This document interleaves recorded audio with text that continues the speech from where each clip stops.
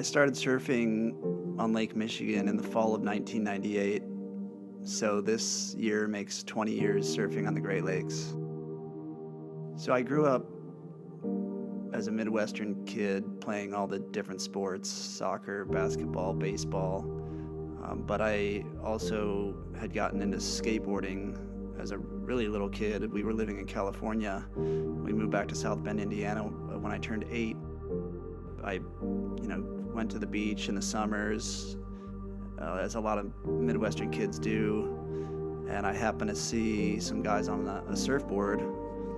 So I bought a bodyboard and a weather radio, and I started listening to the marine forecasts. I met a couple of guys. I went out there with my bodyboard, and I caught a wave that just hooked me for life. I'll never forget that wave. After that, I was completely hooked. I bought a used surfboard from one of the guys a week later, and that was it. As a Great Lakes surfer, you get used to people being surprised when they find out that you surf on the Great Lakes.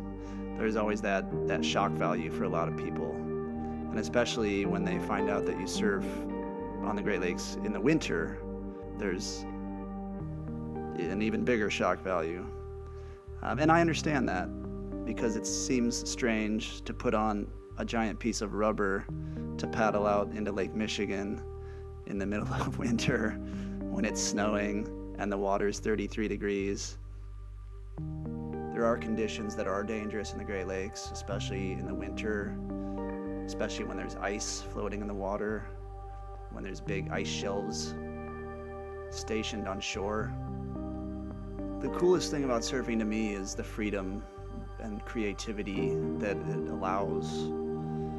So when I try to explain what surfing feels like to somebody, it's the simple act of being able to paddle out into nature, leave all the stress behind on land, and absorb yourself in that energy. And surfing is such an important part of my life. It's so deeply ingrained in who I am as a person. And it's so important to me for so many reasons. I can't think of living my life without it. Any day surfing is a good day.